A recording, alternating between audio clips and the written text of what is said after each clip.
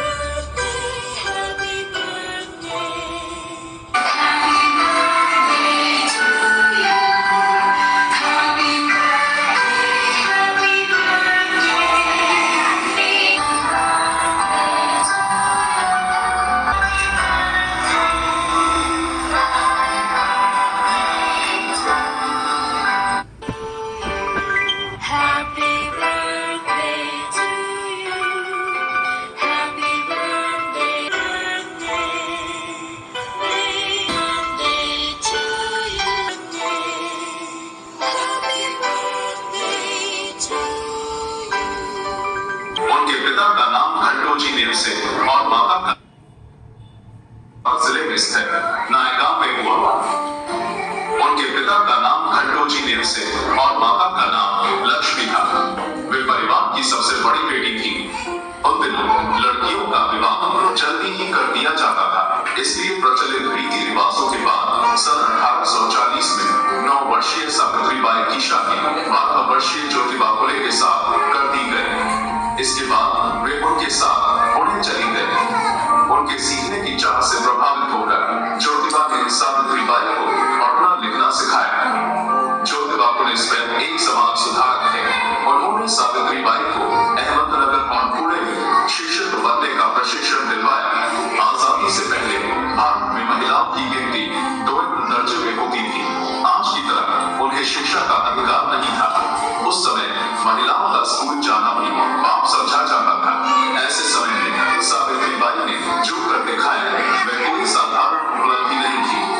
परीक्षा पास करने के बाद वे एक योग्य शिक्षिका बन गए। भारत की पहली महिला शिक्षिका सावित्रीबाई ने अपने पति महात्मा फुले के साथ मिलकर सन 1848 में बालिकाओं के लिए एक विद्यालय की स्थापना की। परंतु उनके इस कदम से समाज में रोष की लहर दौड़ गई। परिवार और समुदाय के लोगों ने उनका बहिष्कार किया। ऐसे में फुले दंपति को उनके मित्र उस्मान शेख और में हुआ। उनके पिता का नाम खंडोजी नेवसे और माता का नाम लक्ष्मी था। वे परिवार की सबसे बड़ी बेटी थी। उन दिनों लड़कियों का विवाह जल्दी ही कर दिया जाता था, इसलिए प्रचलित रीति रिवाजों के बाद सन 1840 में 9 फुले के साथ कर दी गई। ज्योतिबा फुले स्वयं एक समाज सुधारक थे। उन्होंने सावित्रीबाई को अहमदनगर और पुणे में शिक्षक बनने का प्रशिक्षण दिलवाया। आजादी से पहले उन्हें शिक्षा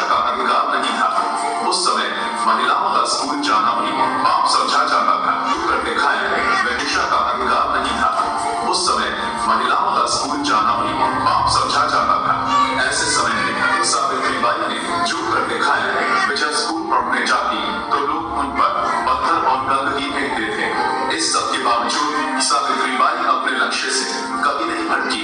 1847 में परीक्षा पास करने के बाद वे एक योग्य शिक्षिका बन गए।